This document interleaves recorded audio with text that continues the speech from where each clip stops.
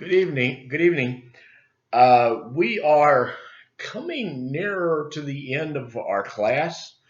Um, there is a lesson, there's a class tonight, and there will be a class next week. After that, we will have 1 week off to review and go over some things before we have the final test. Again, the final test will not be over the whole book or anything we've talked about. The last test will be, or the final will be, the last uh, chapter, mind, body, and immortality. Get the word right there in a minute. So again, tonight we will be talking about religion, morality, and politics. Next week will be the last actual video for class, and then there will be a week off to kind of prepare and get everything finished and get ready for the final, which will be a week after that. So tonight we're going to begin and we're going to talk about chapter 8, which refers to religion, morality, and politics. And a lot of people would probably say there's no place for religion and politics. They're like oil and water.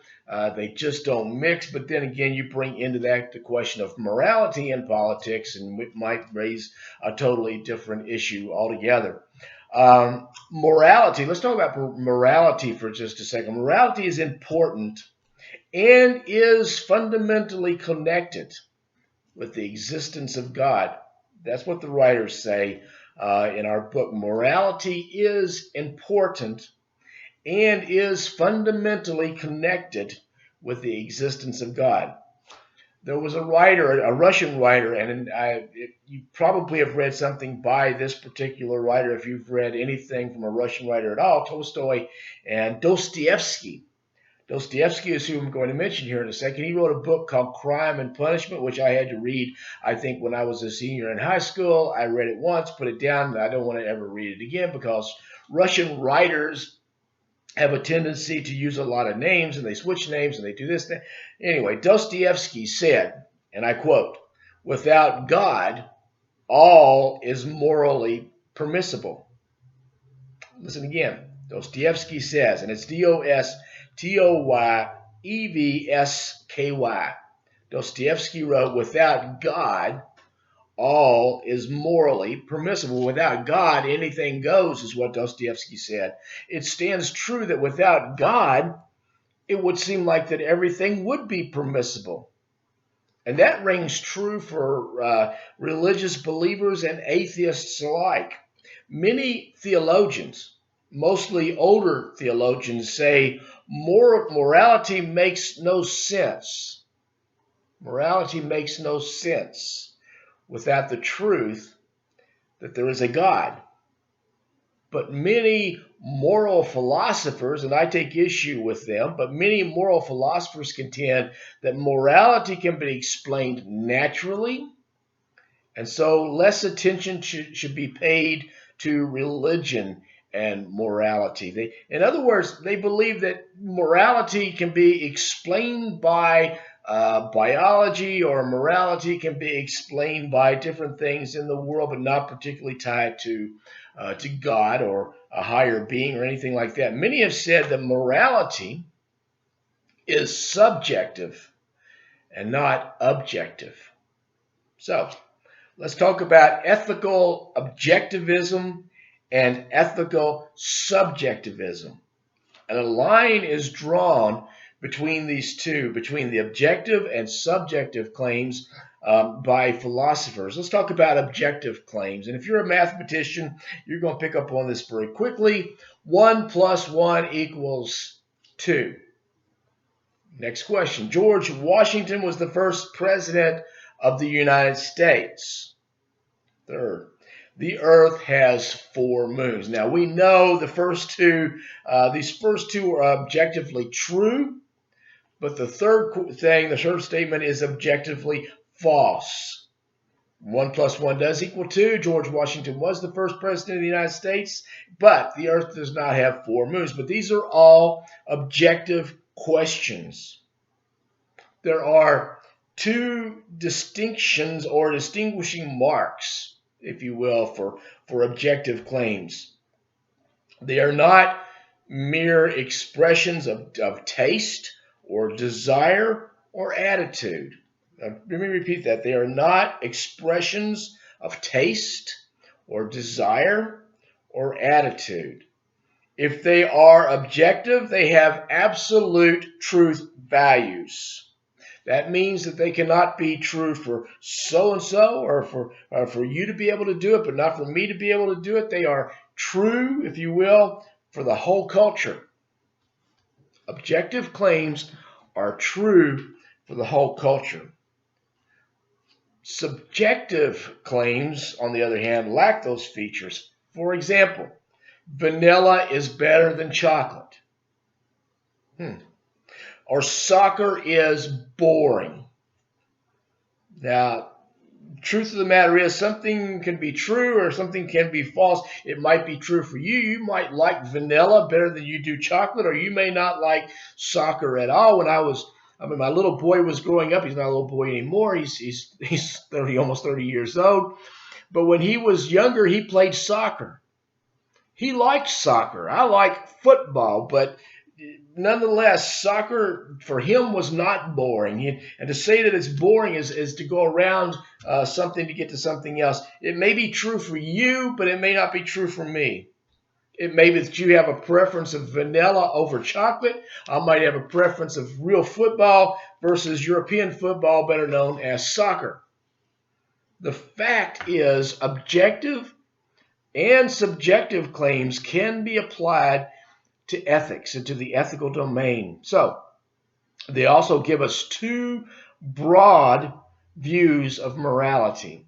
They give us two broad views of morality. The first one is moral objectivism. Moral objectivism, objectivism, and moral subjectivism. Moral, subjectivism.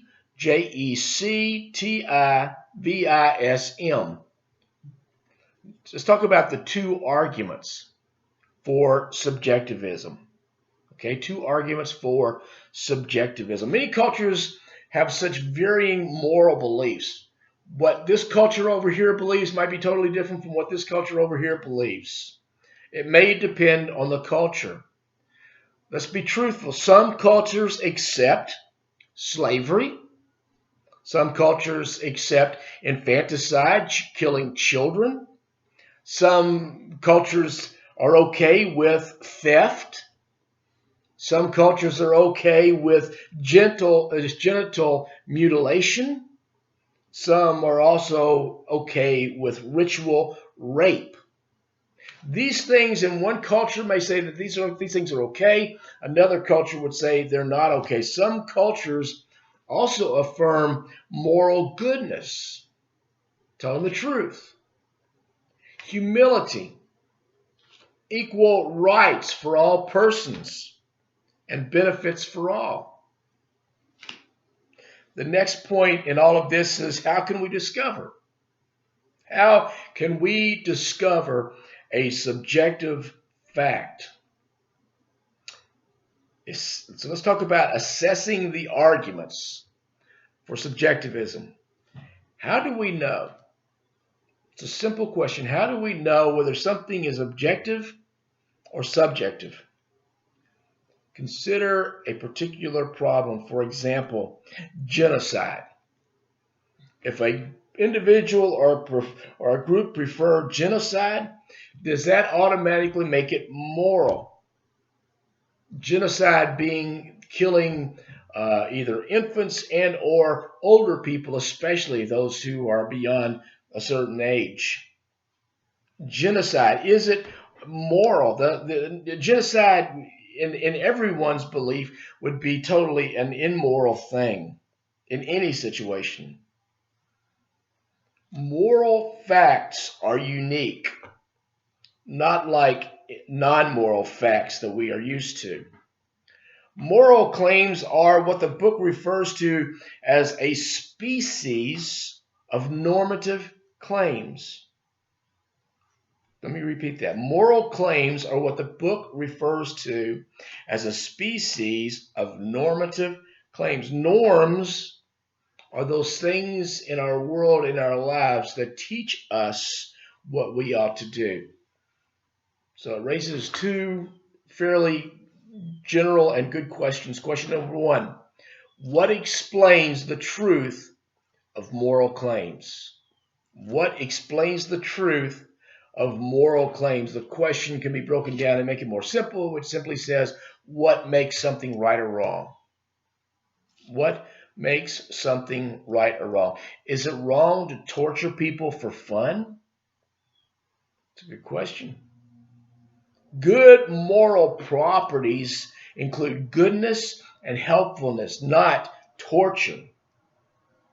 The question is, what makes something morally wrong? Question number two. Even if moral claims are objectively true, why should we care about them? Even if moral claims are objectively true, why should we care about them? Sounds like a crazy question. Isn't there something about morality which almost makes it automatically important to us? We should all be, if you will, concerned and considering morality and being moral. If someone points out the fact that an action you are considering is immoral, in other words, if you are considering murdering someone, and someone points out to you that that particular action is immoral, doesn't that also tell you that they are right and that that alone is reason not to do it? Then there are also a discussion of ethical claims.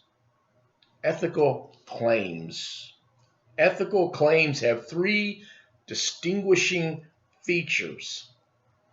Ethical claims are action-driven. There's some kind of action being performed because of this decision. They are action-driven. They are applied universally. Ethical claims are applied universally. It takes in everyone. Number three, they prove blame if we violate them, and they conjure up praise when we follow them. Ethical claims are action-driven, they are applied universally, and they prove blame if we violate them, but they conjure up praise if we follow them. Now, then there's an example of looking for sufficient reasons to either do something or not to do something. Here's the example. There's a story of Sally. Her daughter wants to go to college. Her daughter wants to go to college. Sally wants her daughter to take bagpipe lessons. Now, that's interesting because no too many people play bagpipes these days, but she wants to take bagpipe lessons. The decision weighs in the balance. Which way should we go with this decision? The one decision to go to college must surely outweigh the lessons. The desire to go to college should override, if you will, the reasons to take bagpipe lessons. In the case of moral actions and decisions, they should override everything else. Let me repeat that. In the case of moral actions and decisions, they should override everything else. In a real sense, moral reasons are over and above everything else, and they should be taken as in very, very important. Sally's mother, in lieu of everything was going on, Sally's mother should be doing anything and everything that she can to get her daughter to go to college. But there are moral obligations keeping her from doing some things to make the money. Her daughter should go to college, but there are some things which are morally keeping her from doing some things to get her daughter to college. First, selling narcotics, prostitution, robbing a bank. These are things that are totally wrong.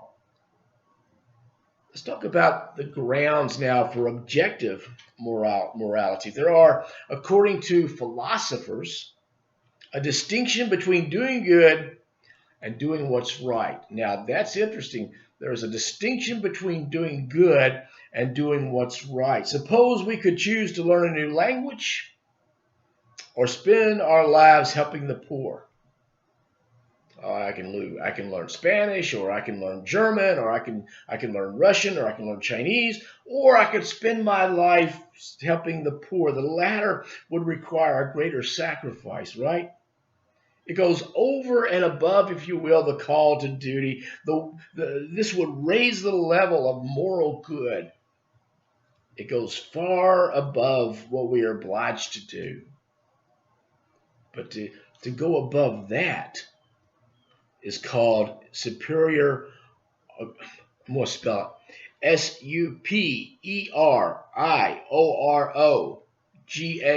superiorogatory. To go over and above the things that we might even want to do. If there is a law, then it implies there is a lawgiver. According to theists, according to people who believe in God, there are laws. If there are laws, then there must be a lawgiver. And moral laws require a moral lawgiver. But what about other laws? What about the laws of mathematics or the laws of thermodynamics? According to the writers of this book, that hypothesis falls short. If there is a law, there must be a lawgiver. Well, in case of mathematics or in the case of thermodynamics, the writers say the hypothesis there has to be a lawgiver falls short. They also go on to say that necessary truths require necessary being. Again, the writers propose that necessary truths can be real even without a cause. God and belief in God requires a paradigmatic standard of goodness. There has to be a good God if there is a God. Moral obligation requires personal imperatives. The first arguments require there must be a higher being.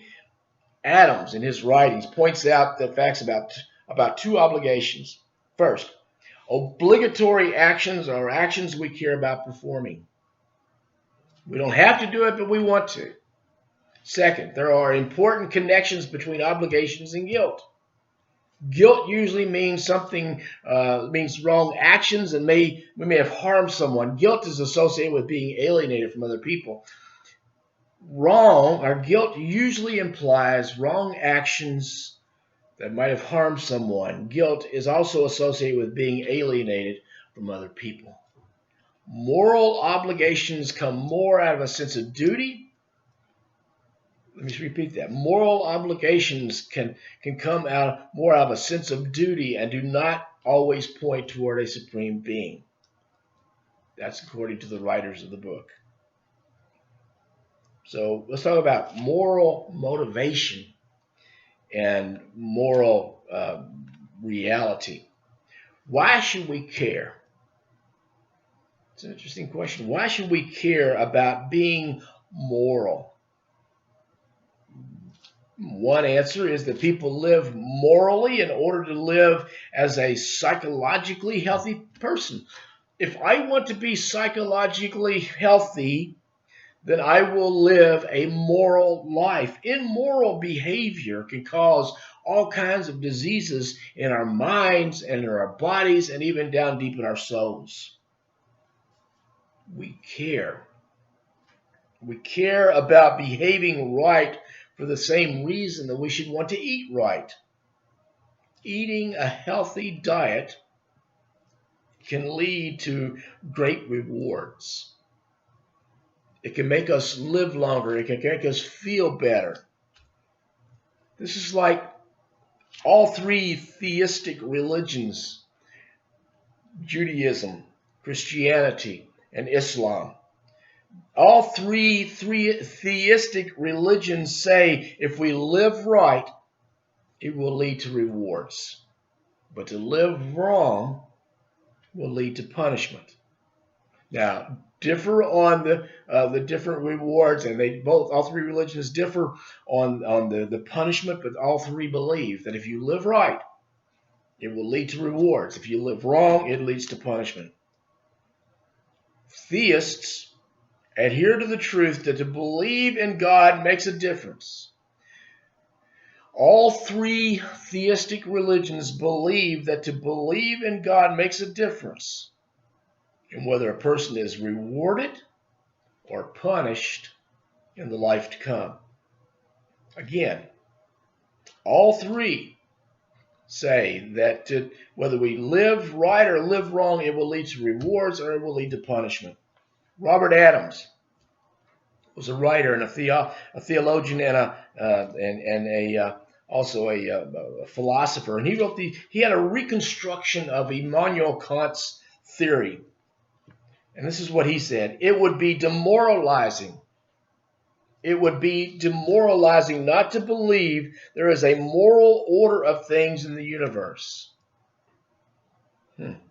Demoralization is morally undesirable. Therefore, there is a moral advantage to believing there is a moral order in the universe. Theism provides the most adequate theory of a moral order of the universe. Therefore, there is a moral advantage to accepting the fact that there is a God. That is what Robert Adams says. This all leads one to believe that theists, people that believe in God, have a greater moral motivation, and they also have a greater moral behavior than non-theists. I need to live right, because if I don't live right, then in the end something's going to happen. And it's not going to be good. Universalists believe a right moral order will contribute to a more moral world and a good moral world history. Wow. Individuals believe to live morally is to have advantages for the person both in this life and in the life to come. If we live morally, it's going to be a good life for us here, and we will end up in a much better life in the world to come. Let's talk about karma. We hear a lot about karma. Let's talk about karma versus theism. The whole idea, karma is the idea that if you live a good life in this world and you are moral, then when you die, you will come back into this world as something better, and you would be in a better position. If you're not moral, if you're not doing things that are right according to karma, then you will come back as something of lesser than what you were. In other words, if I am not exactly a moral person and I don't live a moral life, then according to the karma, then I will come back in a lower position, possibly even an ant or something like that, and people will just step on me. But according to theists and theism, the next life will not be here. It will not be in this world, but it will be, according to theists, in a better or a worse place. For a second, let's look at divine command theories of the right and the good. Plato was Greek, and he wrote a dialogue called Euthyphro, Euthyphro, in which he talks about or calls what he calls Euthyphro's dilemma.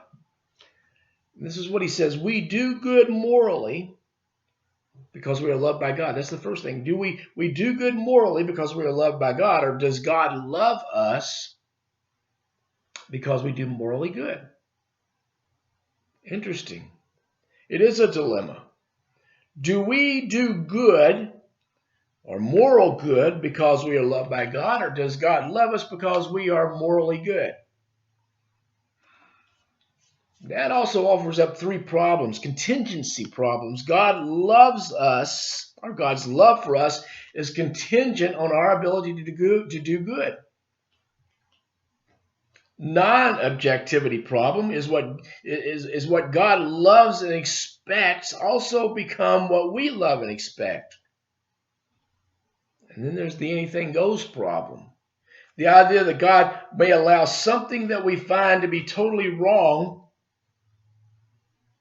but maybe it's not. Like an example, torture. Would it be okay if God allows it?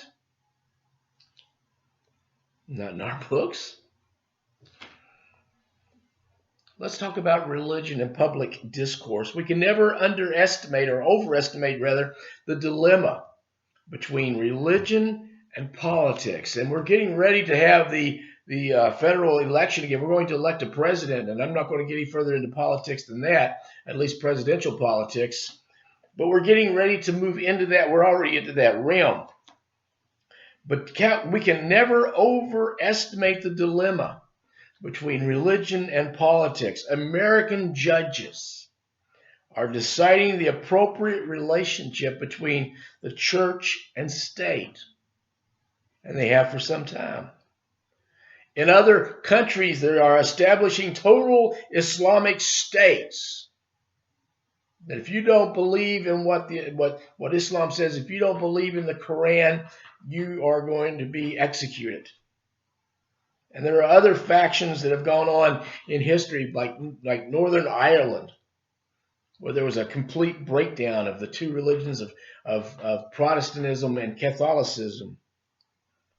Religious thoughts and actions truly, truly matter in the affairs of state.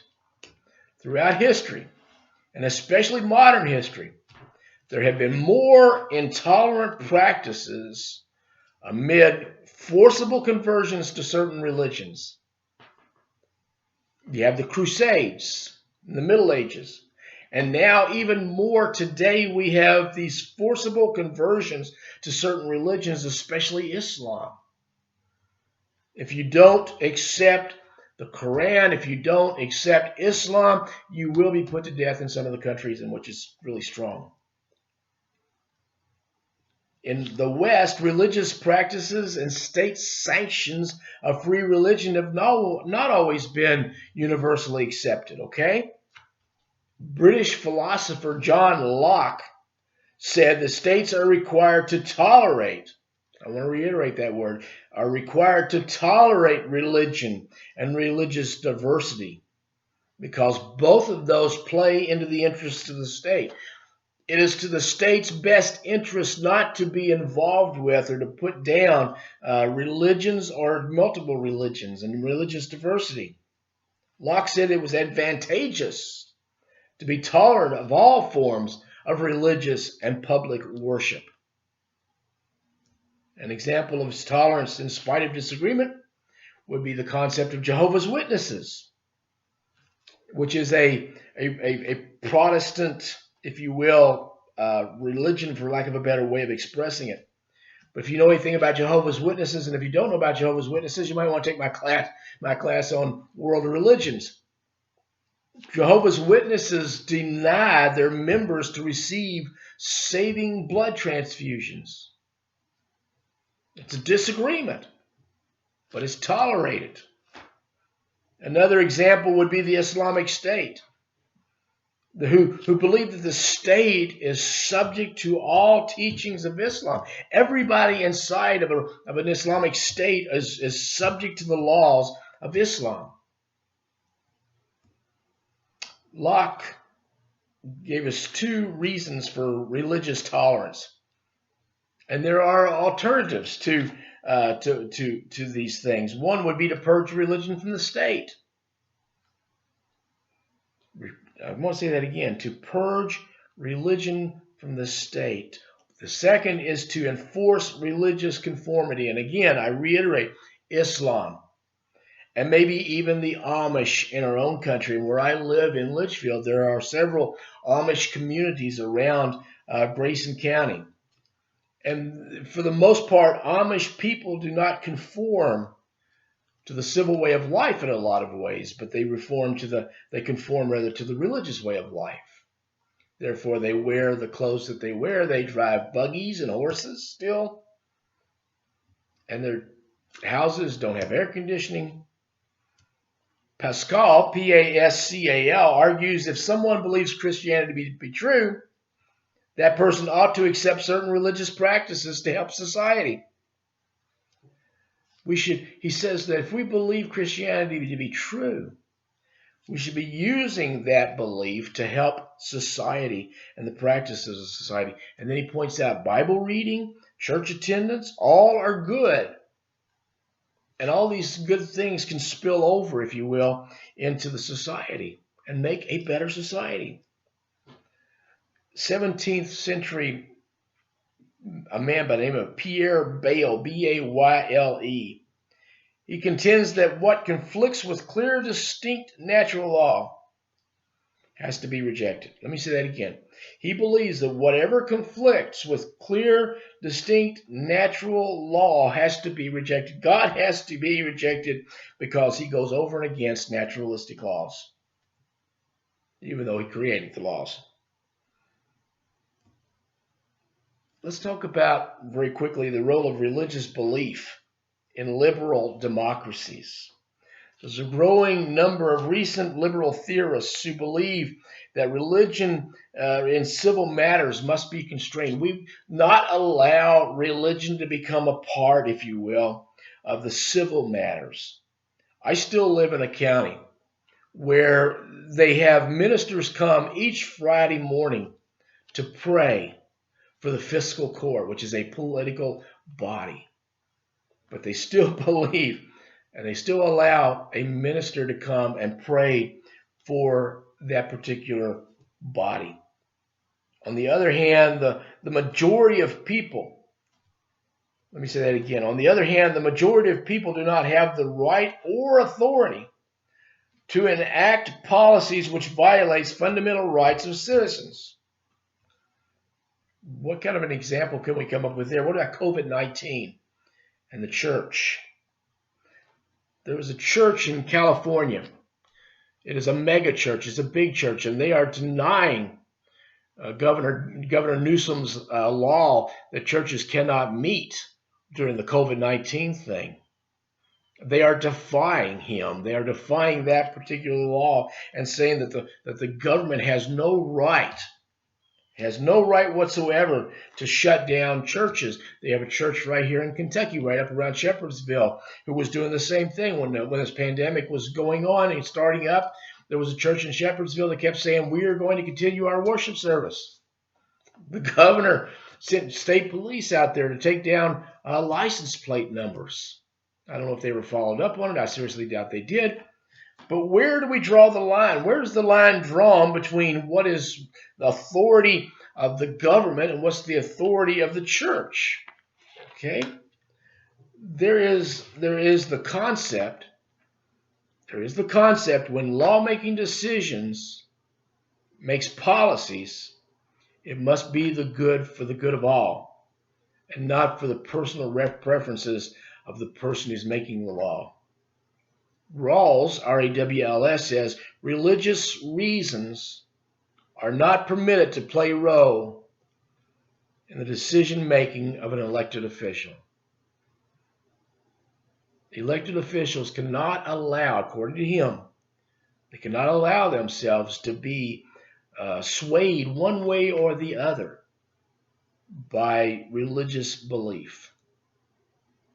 That is the chapter on religion and politics and morality.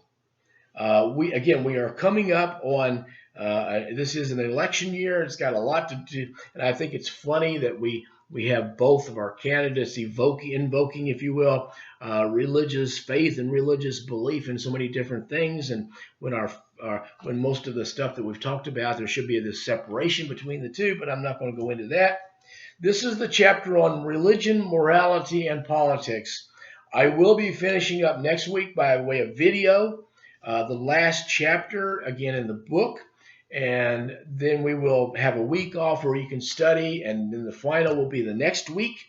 Again, I reiterate that your papers are due, short papers, on one of the philosophers we have mentioned, or one of the philosophers you may have read or heard of. Just a short paper on who they were, what they believed, and why they believed, and how did that influence both philosophy and religion. Y'all have a great week. I will see you next week, and we'll talk to you later. Bye bye.